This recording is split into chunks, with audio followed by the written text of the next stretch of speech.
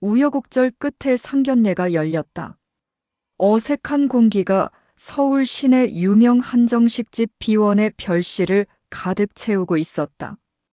고풍스러운 앤티크 가구와 은은한 조명은 고급스러움을 더했지만 상견례를 위해 모인 이들의 표정은 굳어 있었다. 신랑 준혁과 신부 수지는 가운데 앉아 있었지만 그들의 얼굴에도 긴장감이 역력했다. 준혁은 애써 수진의 손을 잡고 그녀를 안심시키려 했다. 그렇지만 싸늘한 분위기는 쉬이 가시지 않았다.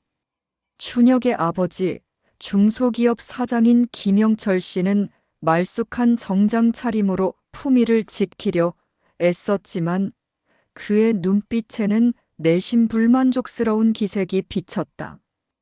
그의 시선은 맞은편에 앉은 신부 수진의 어머니 장금자 씨의 모습에 고정되어 있었다.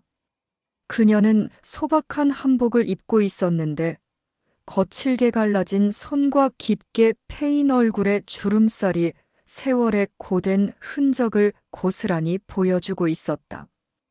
흡사 평생 흙먼지를 뒤집어 쓰고 살아온 듯한 모습이었다. 얼핏 보면 촌사람이 어울리지 않는 곳에 와 있는 느낌이 들었다. 준혁의 어머니 박미자 씨는 상견례 시작부터 뼈 있는 말들을 툭툭 던지기 시작했다. 그녀는 마치 미리 준비라도 해온 듯 은근한 비웃음이 섞인 질문들을 쏟아냈다. 수진 양은 참 곱게 자란 것 같네요. 우리 준혁이는 어려서부터 온실 속 화초처럼 키웠어요. 혹시 집안 분위기가 달라서 적응하기 힘든 건 아닐까 걱정되네요. 저희 집은 가정부가 있어서 손에 물 한 방울 안 묻히고 살았는데. 수지는 당황했지만 애써 미소를 지었다. 박미자 씨의 시선은 집요하게 장금자 씨의 거칠고 거무칙칙한 손으로 향했다. 어머님은 손이 참 고생하신 손 같으세요. 혹시 농사라도 지으셨나요? 요즘 세상에 이렇게 손이 거친 분은 처음 뵙네요. 저희 시댁은 대대로 양반 집안이라 곱게 살아오신 분들만 계셨거든요. 아무 말 없이 미소만 짓고 있던 장금자 씨가 입을 열었다. 가난한 집안에서 태어나 어릴 적부터 일을 많이 했습니다. 남 보기엔 좀 그래도 제 자신에게는 자랑스런 상표 같은 것입니다. 자신의 거친 손마디를 만져보면서 장금자 씨는 미소를 지었다. 그 미소는 어딘가 모르게 알 수 없는 깊이를 담고 있었다. 마치 모든 것을 꿰뚫어보는 듯한, 그러나 한편으로는 모든 것을 체념한 듯한 미소였다. 그러나 그것에 아랑곳하지 않고 박미자 씨의 핀잔은 멈출 줄 몰랐다. 준혁이가 워낙 바쁘다 보니 수진 양이 결혼하면 집에서 살림만 하게 될 텐데 혹시 집안일은 좀 해봤는지 모르겠네. 네, 틈틈이 어머니한테 배우고 요리학원에도 조금 다녔습니다. 더 노력하도록 하겠습니다. 우리 집은 아침에 가정부가 차려주는 식사만 해도 진이 빠지는데 사돈댁은 좀 다르겠죠. 요즘 젊은이들은 다들 맞벌이를 원한다고 하지만 우리 집은 넉넉해서 굳이 그럴 필요는 없거든요. 아, 물론 돈을 벌어오실 능력도 안 되시겠지만요. 수진이는 자신이 하는 일에 자부심을 갖고 있어 결혼 후에도 계속 직장을 다니길 바랍니다. 아니, 살림살이라도 제대로 배워야지 여자가 너무 바깥으로만 놔두는 것도 좋지 않아요. 김영철 씨는 아내를 말리려 했지만 박미자 씨의 기세에 눌려 쉽사리 나서지 못했다. 수지는 얼굴이 달아올랐지만 애써 침착함을 유지하려 노력했다. 준혁은 어머니의 노골적인 무시와 핀잔에 다소 부끄러웠다.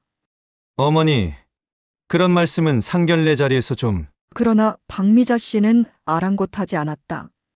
오히려 더 큰 목소리로 준혁을 제지했다. 준혁아, 엄마는 다 너를 생각해서 하는 말이야. 결혼이라는 게 현실이잖아. 급이 맞는 집안끼리 해야지. 어디 근본도 없는 집에 시집 와서 고생하는 꼴은 못 본다. 솔직히 말해서 수진이네 집안은 우리 집안과 격이 맞지 않아. 이런 결혼은 엄마가 용납 못해. 그랬다.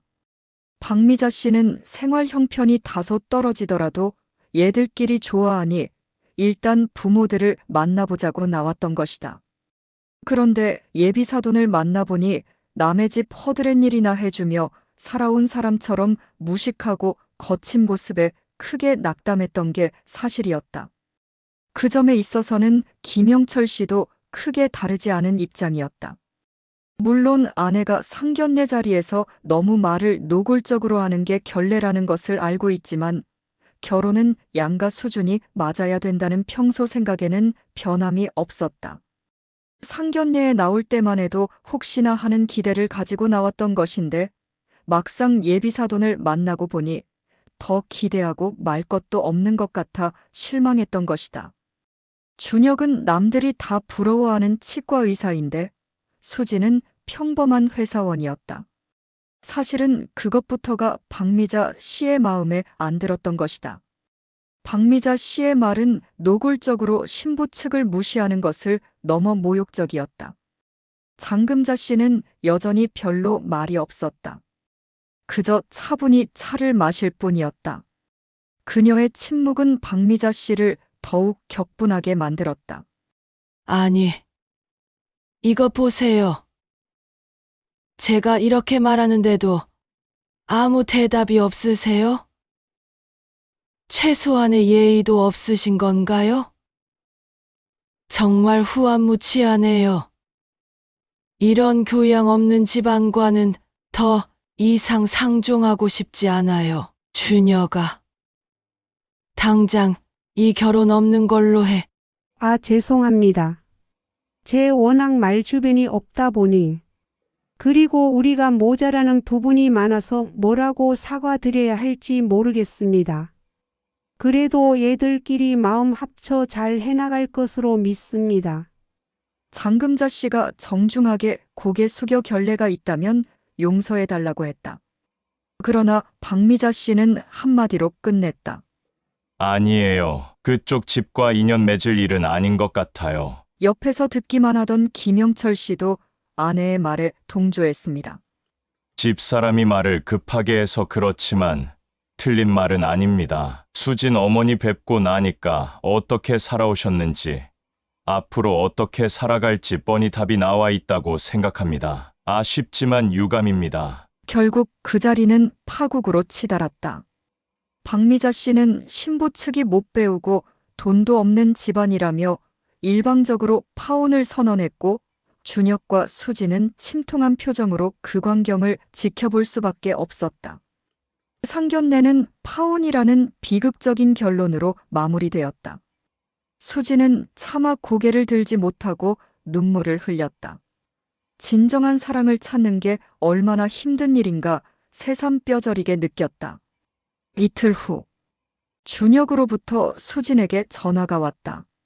수진아, 아무리 생각해도 우리 부모님의 반대가 심하셔. 결혼이 어려울 것 같아. 내가 이런 말을 하게 될 줄은 상상도 못했는데 미안하다. 나도 어쩔 도리가 없어 괴로워. 오빠는 부모님 핑계를 대는 것뿐이고 심정적으로는 부모님과 같은 생각이란 말이잖아. 미안해. 사실 나도 그런 문제를 전혀 생각지 않은 것은 아니야. 그러나 우리 둘이 서로 믿고 의지하면 된다고 봤어. 그런데 내 주변을 둘러봐도 결혼은 결코 당사자 간에만 하는 게 아니라는 걸 부인할 수가 없어. 결혼은 인생에 있어 가장 중요한 선택이잖아. 신중에 신중을 기해서 나쁠 건 없다고 봐. 결국 우리 집안이 돈도 없고 교양도 없는 집이기 때문에 결혼을 할 수 없다는 게 오빠의 마음이란 말이지.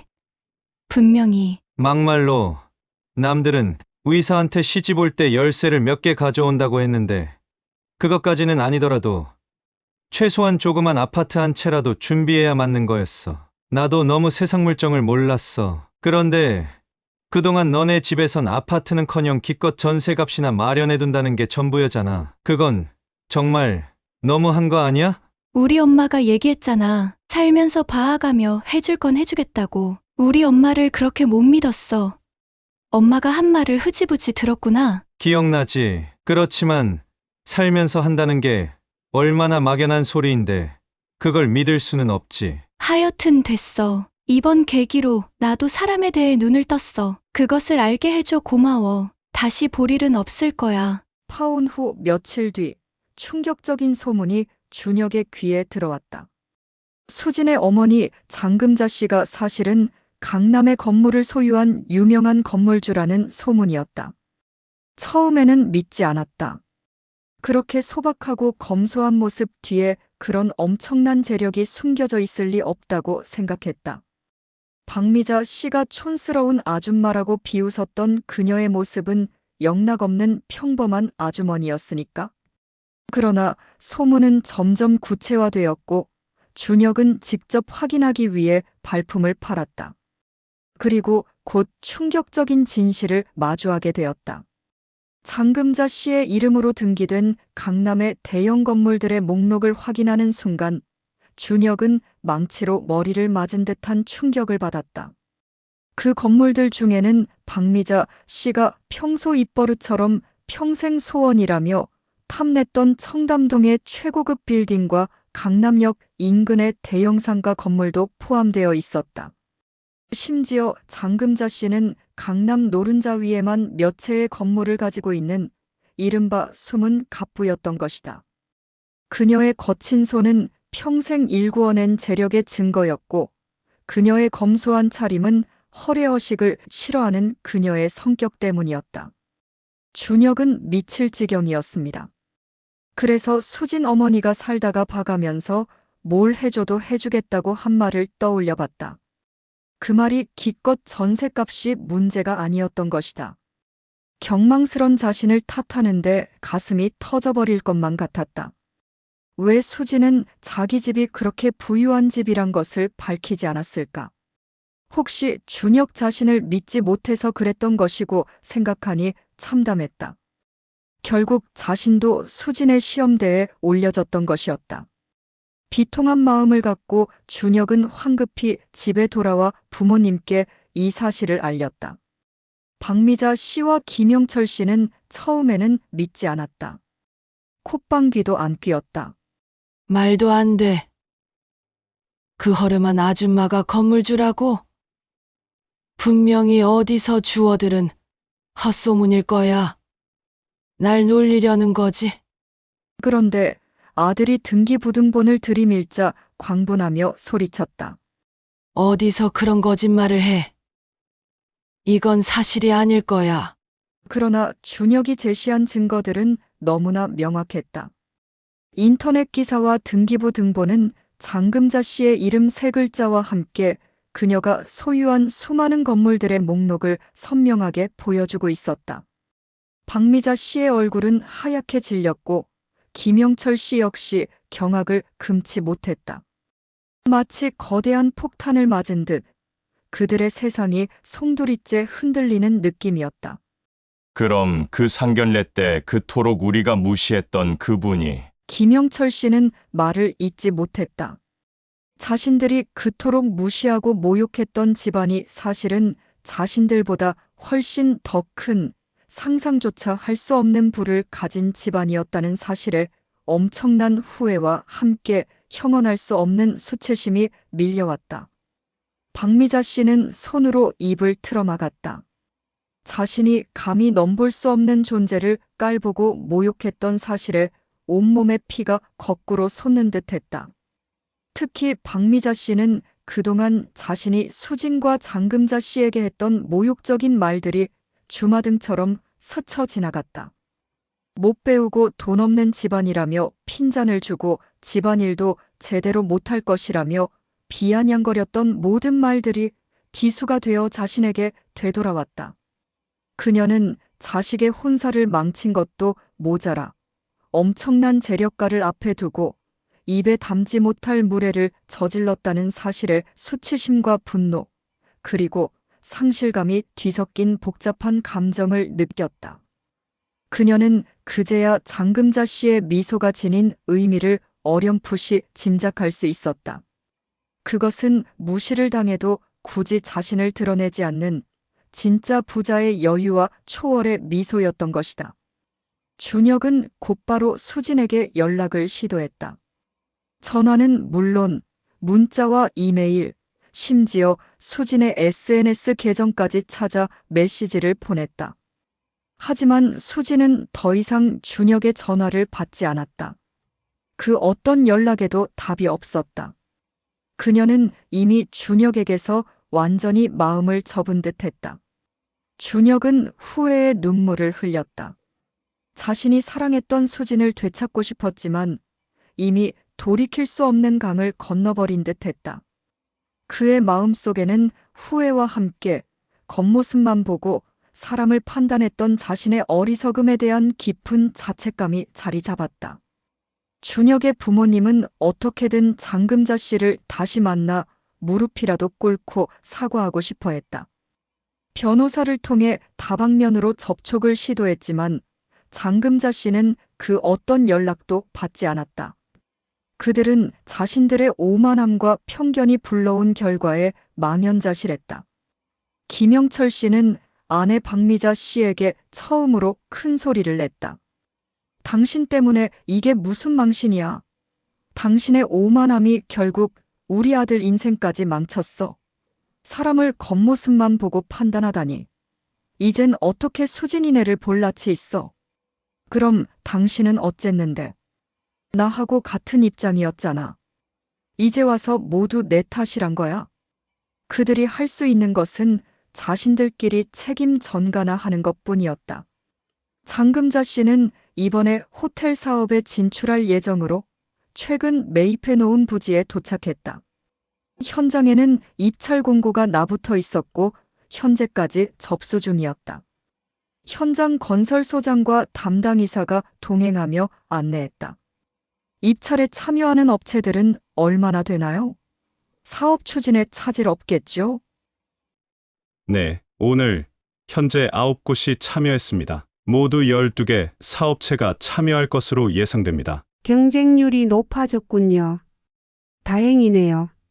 재정 기반이 탄탄하지 않으면 조그만 데미지에도 금방 자금이 동이 납니다. 업체 선정 때 그 점을 중점으로 봐야 할 것입니다. 네, 그 점에 평가 점수를 높이기로 조치해 두었습니다. 건설소장이 참여업체에 대한 자료를 보고했다. 장금자 씨는 참여업체 명부를 하나하나 세밀하게 훑어보더니 물었다. 성신건설 주식회사는 어디서 들은 바 있는데 기억이 빨리 나질 않네요. 어떤 업체인가요? 성신건설의 대표이사는 김영철 씨라고. 도중에 생각이 났다며 장금자 씨는 말을 끊었다. 그분 사업체가 우리 호텔 건립 공사에 참여하겠다고요? 입찰서를 썼나요? 네, 회사에 대한 평판이 다소 낮은 게 문제입니다. 혹시 회장님이 아시는 곳인가요? 아니에요. 그곳 사장님이 사람 외관으로 판별하는 습관이 있던데 우리는 회사 내부를 면밀히 살펴봅시다. 원칙대로 하고 특히 부실회사는 절대 할 수 없습니다. 네, 알겠습니다. 세상 일이 그렇듯이 엎친 데 덮친 격으로 준혁은 수진의 집안에 대해 알아보는 과정에서 놀라운 사실을 알았다.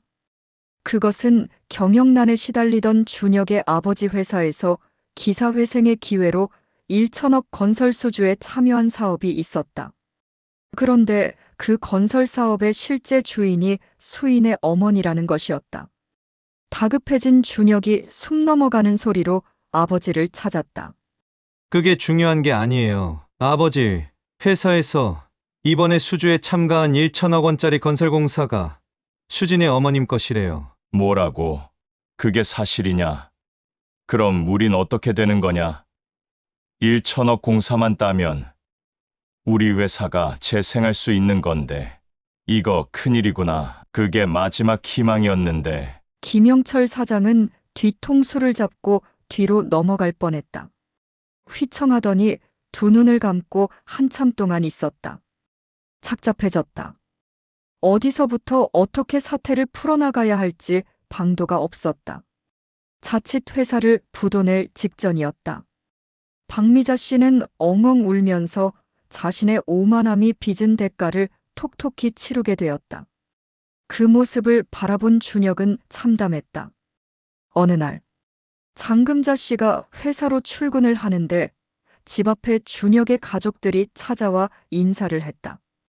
깜짝 놀란 장금자 씨는 도대체 이게 뭔 일인가 차에서 내렸다.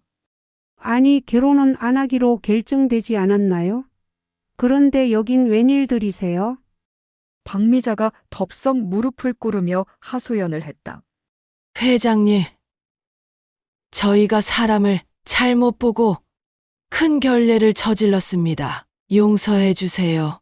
이 못난 인간이 깊이 사죄드립니다. 당황한 장금자 씨는 황급히 박미자를 일으켜 세우려 했다. 이런다고 달라질 일이 아닙니다. 더 좋은 혼수처가 나타날 겁니다. 준혁이 장금자 씨에게 깊이 고개를 숙여 말했습니다. 수진이를 한 번만 만나게 해주세요. 제가 다 원상회복해 놓겠습니다. 정말 수진이를 사랑했습니다. 믿어주세요. 자네도 참 딱하네. 한 번 엎질러진 물을 어떻게 주워 담는다는 말인가. 이제 원상회복이란 있을 수가 없네. 오늘 이후로 2번 다시 우리 집 앞에 얼씬도 하지 말게. 장영철 씨는 멀리 허공을 바라보며 개탄했다. 모든 게 새치혀에서 잘못된 것이라고. 그런데 그들은 아직도 이해를 못하고 있었다. 자신들의 인식에 심각한 문제가 있다는 걸 전혀 모르고 있었다. 시간이 흘렀다. 준혁은 수진을 잊지 못했지만 그녀는 준혁의 삶에서 완전히 사라진 듯 했다. 준혁의 부모님은 그동안 쌓아왔던 명성과 자존심에 큰 상처를 입었다. 그들의 주변에서는 파혼에 얽힌 뒷말이 무성하게 퍼져나갔다. 1천억 수주건은 다른 업체에게 입찰돼 넘어갔다. 그뿐 아니라 재벌 집안에 감히 무례를 저질렀다는 소문은 삽시간에 퍼져 그들의 사업에도 나쁜 영향을 미치기 시작했다. 1천억 건설 수주건을 놓치고 3개월 후 자금 융통이 힘들게 된 김영철 사장의 중소기업체는 파산 선고하기에 이르렀다. 수지는 파혼 이후 오히려 마음의 평화를 찾았다. 그녀는 그동안 어머니의 재력을 굳이 드러내지 않으려 노력했던 이유를 다시 한번 깨달았다. 돈만 보고 다가오는 사람들에게 지쳐 있었고 진심으로 자신을 사랑하고 존중해주는 사람을 찾고 싶었다. 준혁과의 파혼은 비록 아픔이었지만 동시에 자신을 돌아보고 새로운 시작을 할 수 있는 중요한 계기가 되었다. 그녀는 진정으로 자신을 이해하고 사랑해줄 상대를 만날 것이라는 확신을 가졌다. 장금자 씨는 딸에게 억울한 상황을 만들어준 준혁의 부모에게 일말의 미련도 없었다. 그녀는 그들에게 어떠한 복수도 하지 않았다. 그저 자신의 딸이 진정으로 행복할 수 있는 길을 찾기를 바랄 뿐이었다. 그녀는 자신의 재산이 사람들의 판단 기준이 되는 것을 혐오했고 이번 일을 통해 그녀의 신념은 더욱 확고해졌다. 준혁은 파혼의 아픔 속에서 많은 것을 배웠다.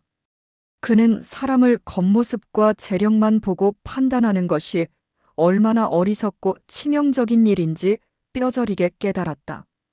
그리고 진정한 사랑은 물질적인 배경이 아니라 상대방을 인격적으로 존중하고 그 내면의 가치를 이해하는 마음에서 시작된다는 것을 뒤늦게나마 알게 되었다. 그는 뒤늦게 후회했지만 이미 모든 것을 되돌리기엔 너무 늦어버렸다. 결국 준혁과 수진의 인연은 그렇게 씁쓸하게 끝이 났다. 하지만 이 상견례는 준혁의 가족에게 그리고 수진에게도 잊을 수 없는 교훈을 남겼다. 겉모습만 보고 사람을 판단하는 오만함이 얼마나 큰 대가를 치르게 하는지, 그리고 진정한 가치는 눈에 보이는 것 너머에 존재한다는 것을 말이다. 그들은 값비싼 수업료를 치르며 인생의 중요한 깨달음을 얻었다. 다만 수업료가 너무 비쌌다는 것이 더 안타까웠다. 사연은 여기까지입니다. 감사합니다.